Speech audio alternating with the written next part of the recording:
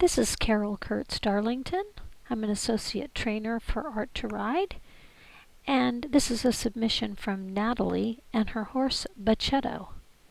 Bacetto is a 13-year-old gelding, off-the-track thoroughbred, and Natalie earlier this year discovered Art2Ride, and she has been working with him for the last few months. She's very committed to giving him the time he needs to figure out stretching, she said. And it looks like you two are doing a great job. You're off to a great start on this. One of the things that Natalie mentioned is she said, I keep waiting for him to drop his head, but it hasn't happened yet. And she's wondering if she's inadvertently blocking him. So Natalie, I don't think you're blocking him, but I do think you can help him with getting a beautiful stretch going. He's a lovely horse. I think that the first thing I would want to say, well, first I want to say thank you for letting him go to the bathroom. Yay, that's a great thing to do. It just makes no sense not to let him. He's probably going to move better now. Anyway, what I'd like to say to you is to think of the stretch not that he's just going to magically drop his head for you one day, but to think of the stretch as coming from his hind end. That's where the stretch originates. It's coming from his inside hind leg will step underneath his body, and that will lift his back, which engages his core, and then that lengthens his neck naturally out, down and out.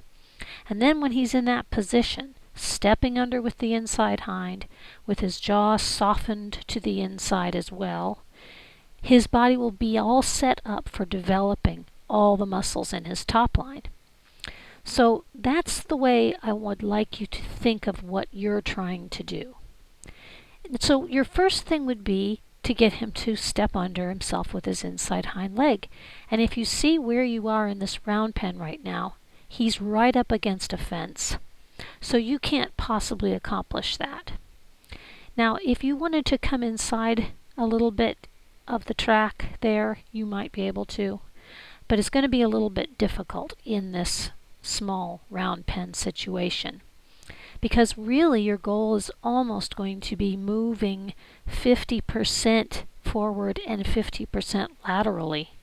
So it's not going to be just going around in a straight circle like you're doing right now. So I know you have an arena, and the concern has been that he gets really spooky in the arena.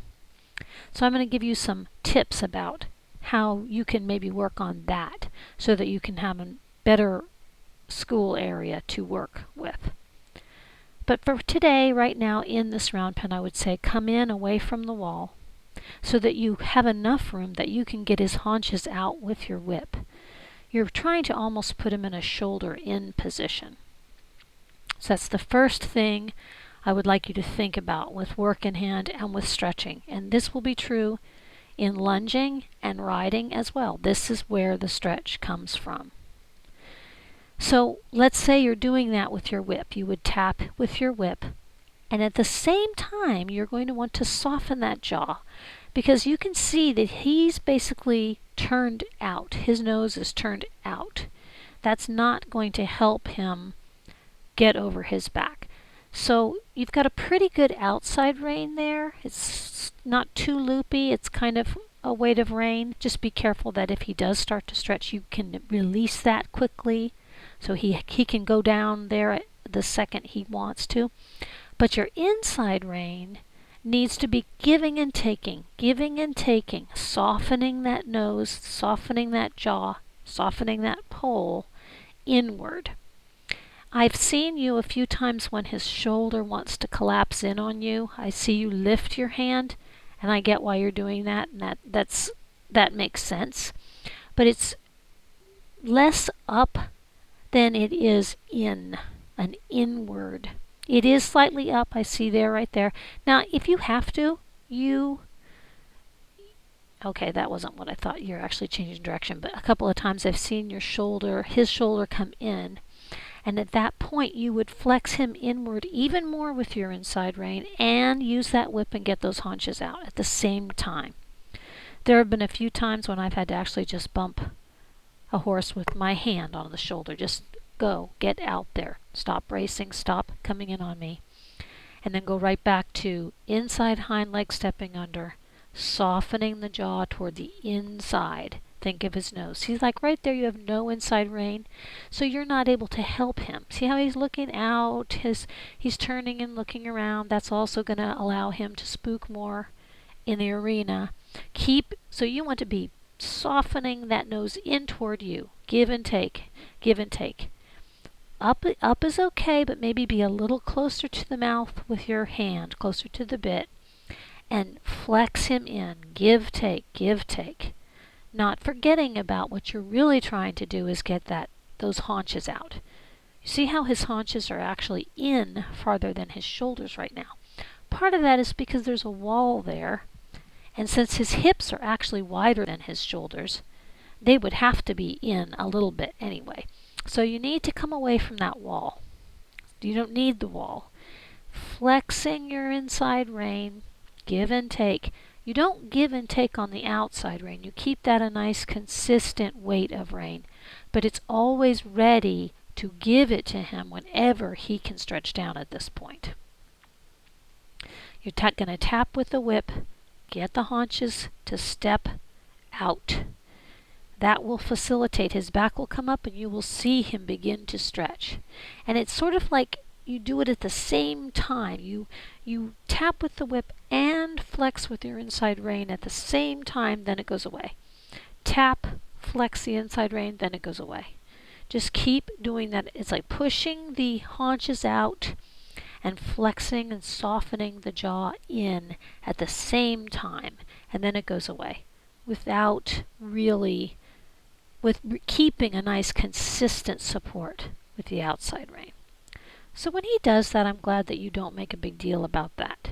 You could just stand still, make him go in a really small circle when he's trotting like that. He probably won't want to do that for very long. And just flex him inward, turn him inward, and that will also bring that to a stop. But I'm glad you didn't make a big deal out of that. The main thing with thoroughbreds is, no, you don't want to aggravate them. Now right there I'd be closer to the bit with your hand. You can't really do much. I see you're trying to, but if your hand is closer to the bit, you can go up like you were doing, but also in at the same time. See how this entire time he's looking out. That's not going to help him soften and be able to lift his back or step under. So I get why it's a real temptation to obsess about the neck, but if you did nothing but think about his hind end to get that stretch, the front of his body will take care of itself once his hind end is doing what it needs to be doing, because that's going to affect his back. And this, all that you're doing is really about lifting the back. It isn't even about getting the nose on the ground, although he will get his nose down and it will do that. But what you're really trying to do is lift his back. So there's no way you can lift his back by fooling around with his nose alone. It has to come from the hind end. A lot of people struggle with not having enough activity, but you look pretty good as far as his activity and your activity. You're keeping up with him nicely. If you ever felt the need to activate more, because the more active he is, the easier it will be for him to lift his back. But if you start to feel the energy draining out of his walk, for example, in work in hand, you can just pick up your pace a little bit and he will probably just follow that. I don't think you're going to have to do too much to activate this boy. So basically, think of your work in hand as riding from the ground. Your whip is your leg, and what I can see so far is you need to use more of that. Now he may react at first to that, as a lot of thoroughbreds do, but don't back down. Just do what you have to do. Start with as light of an aid as you can, but if he doesn't step under, you're going to have to use more of it, and as soon as he does even the slightest step under, you take it all away and you praise him.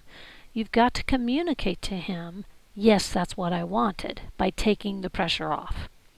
So I would think of it as riding, and riding is really about riding with your legs and guiding with your hands. So it's think of it as you want to get him to step under. He's got to have somewhere to go, so you can't have him up against a fence like this. And then you're going to guide with your reins. You're going to have a consistent outside rein, and your inside rein is going to give and take. You've got to flex that nose, soften that jaw inward pretty much most of the time until he will actually just keep it there for you. You'll have to keep doing that in a give and take manner. And now this is going to be true for, this would be just what you would be doing if you were riding him as well. And lunging as best you can. It's all the same. It translates into all three modes of training. So think of it as riding from the ground. Starts with the back, starts with the haunches, stepping under with his inside hind, getting his haunches away from you. That lifts his back. Now what you can do to help him in the front is soften that jaw. You don't want him looking outward. Now when you're in the arena and he's getting spooky, you're really going to want to keep his nose in. That's going to help him. But give and take with the inside rein, consistent outside rein, but that outside rein is always ready to give right now. Right now we want to make the stretch available to him anytime. So eventually it will be a little different, but for now you really want to talk to him about stretching. Okay, now you're lunging. First thing I have to tell you, side reins, they're great. They really do help a horse stretch into the contact, but these are too short. He is it's almost like you're on him pulling reins back. That's the way that feels to him right now. You see how slowly he's walking? He is being held back by those side reins. And if you think about what you would like to see him do, even the few times that I can see that he kind of wants to stretch down a little bit, he can't. Because instead he kind of just sucks back and goes behind. So side reins are a very good tool, but you're going to have to lengthen those. And that's a problem we all have with our side reins. So people use flashes. You can put a flash on each side to make it much longer, and I mean much longer. You can use baling twine. You can use dog leashes. You'll have to get creative, but until these are longer, I would not use them, because this is just pulling him back. You're holding him back, pulling him back. I know you don't mean to be doing that. But when they're long, and they're floppy long, they're kind of floppy long for now, so that he can feel the weight of them and start to stretch into the contact of them. That's the way you're going to need them to be.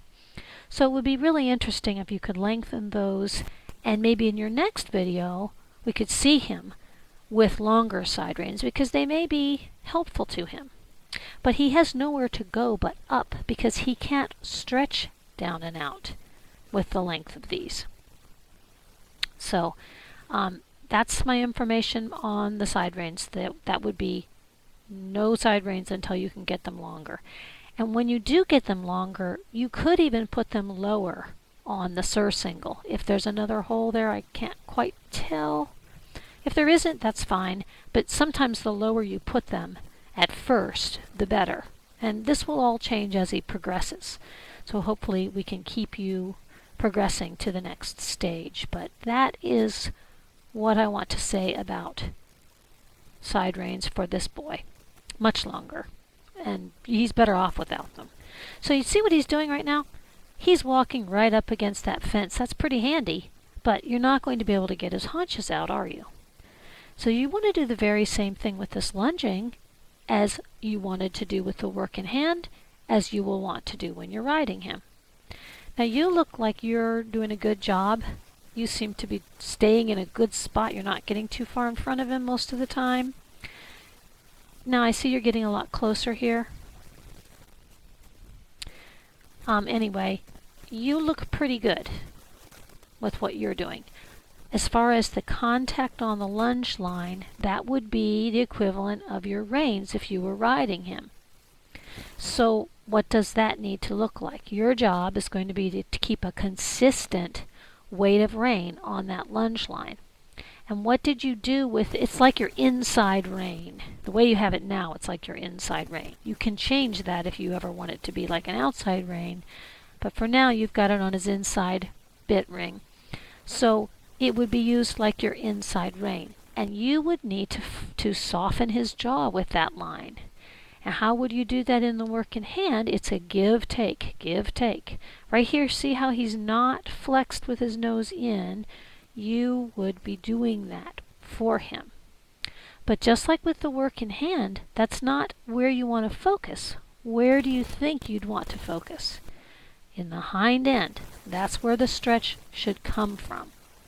So if you weren't up against this fence, you would be using your whip to get his haunches away from you.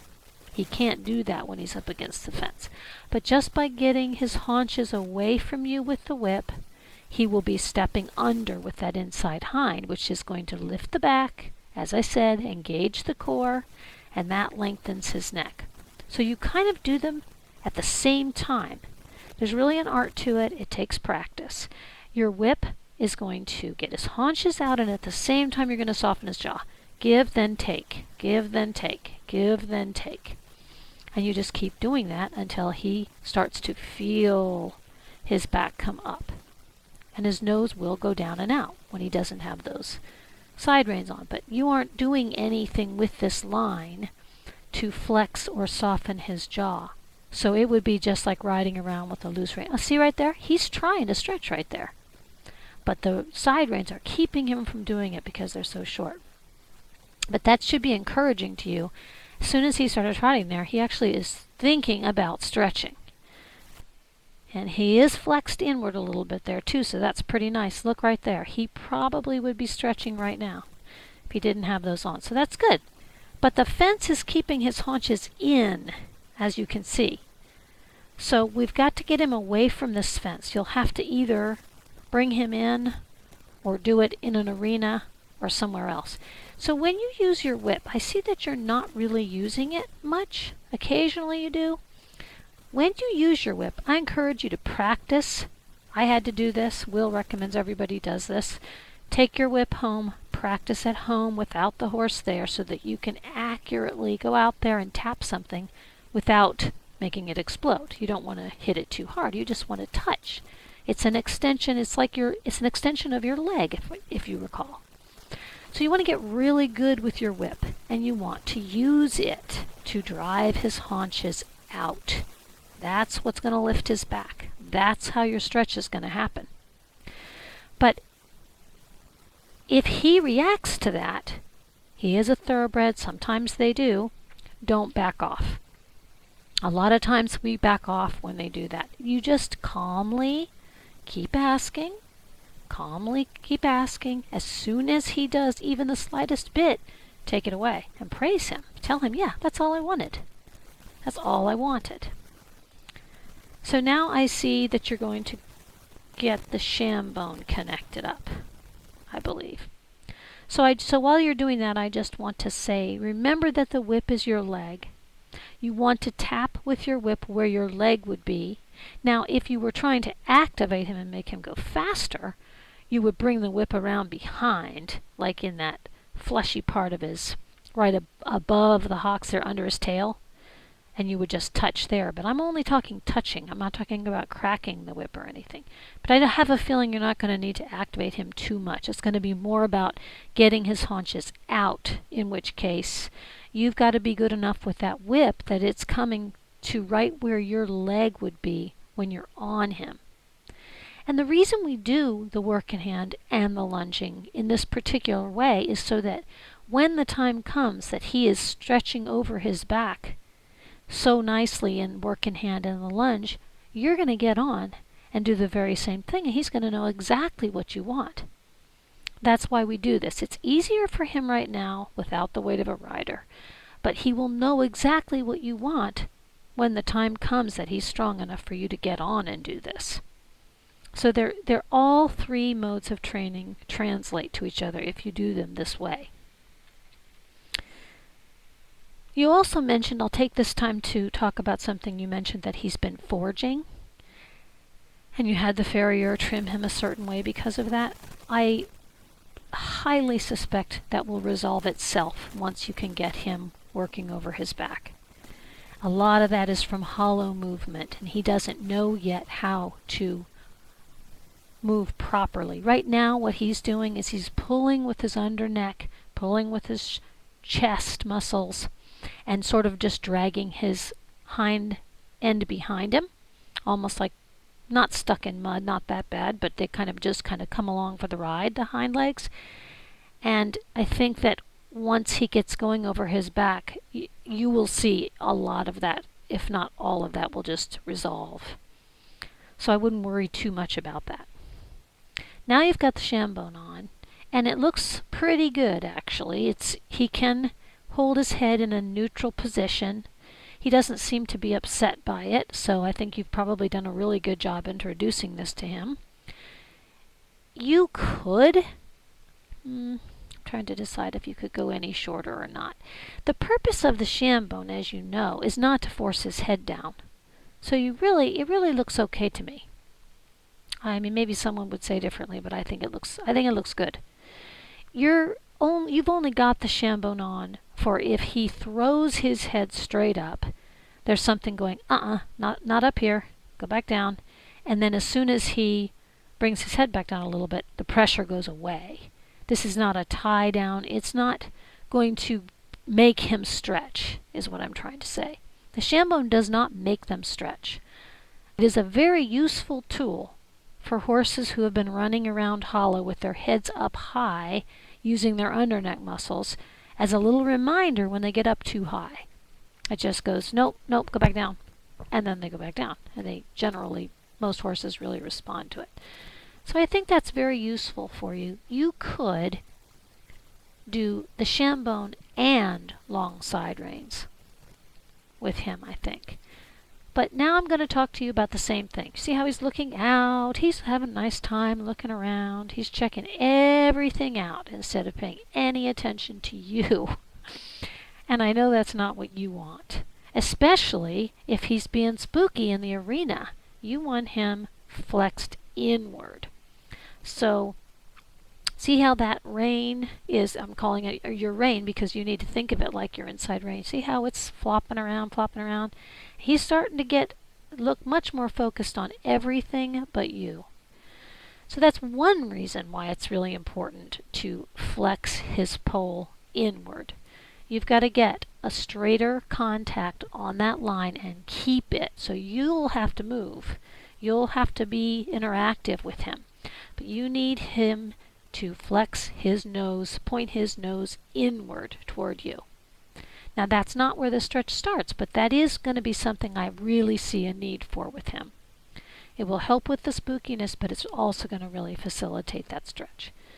So, as I said before, you're kind of using the wall with your lunging sometimes. Now if you stayed in this far, flexing, giving and taking, flexing, there you go. You touched his haunches gently, and they went out a little. So now he's up against the wall, so he can't do it anymore.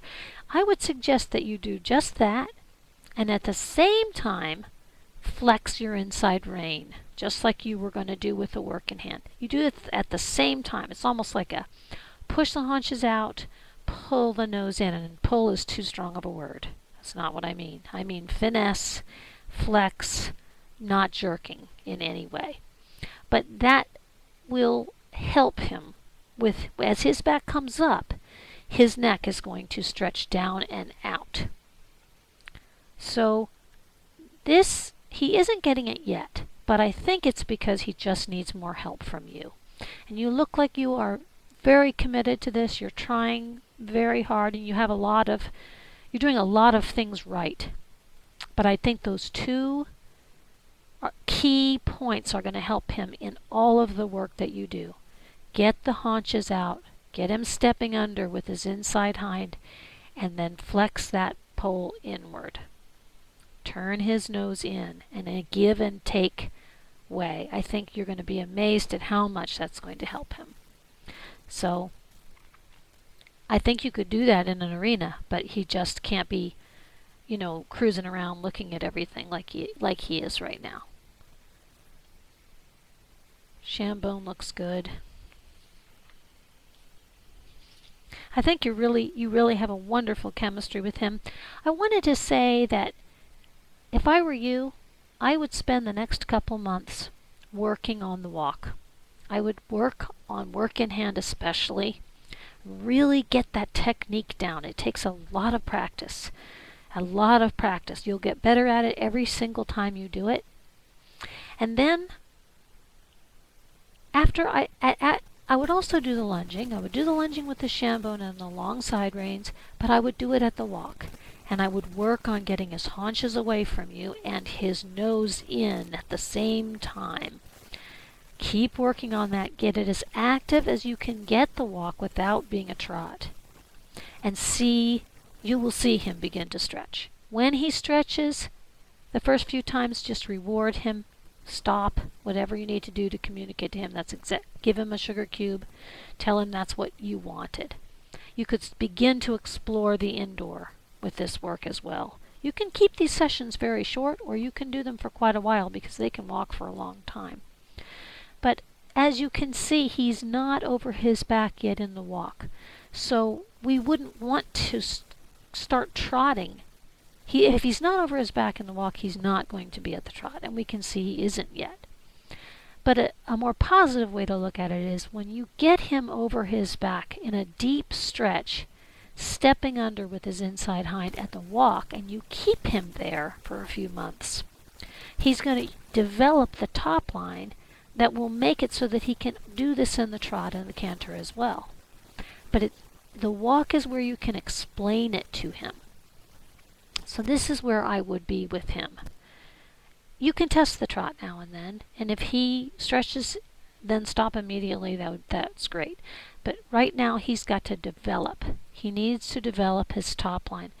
His back, it doesn't look damaged to me in any way, which is really great. So you're ahead of the game in that way. But he's definitely not developed on his top line. There's like a dip in front of and behind the withers. He has not used those muscles for movement. He's using the underneath muscles. As you can see, the top line is shorter than his underside line. Like if you drew a line from his pole to his tail, that's a shorter line than from his throat latch under his belly to his tail. That's inverted. We want it the other way around. We want the line from his pole to his tail to be long, round, a nice round, longer line than the underside. You want the muscles in his underneck there to actually be floppy. But I love the partnership you obviously have with this boy. It's clear you're trying your hardest to do what's right for him. I think you will get there, and you will both love it. I think you're really almost there. Just adding those two things, getting the haunches out, softening the jaw and pointing the nose inward, is going to really help you. And it would be great to see another video once you feel confident in the walk, that he's in a nice deep stretch and he's ready for the next step. That would be awesome to see. He seems very willing and really a delightful horse. I love the chemistry between the two of you. I think it's going to be so good for him, and you're going to love watching him change over the next year. You have the patience I can see that is required for this work, and I actually think you're quite good at it already. So let's get him off the wall. Don't be afraid of that arena. You just need to be the one in charge. Don't back down. Show him that he's safe because you're going to lead him when you go in there. Just try it in little spurts, maybe after you've done some work in here, and then go in there and do the same thing. But I think you can get him comfortable. The trick isn't to desensitize him. It's just to teach him that he can trust you if he focuses on you, that no matter what happens, he'll be safe.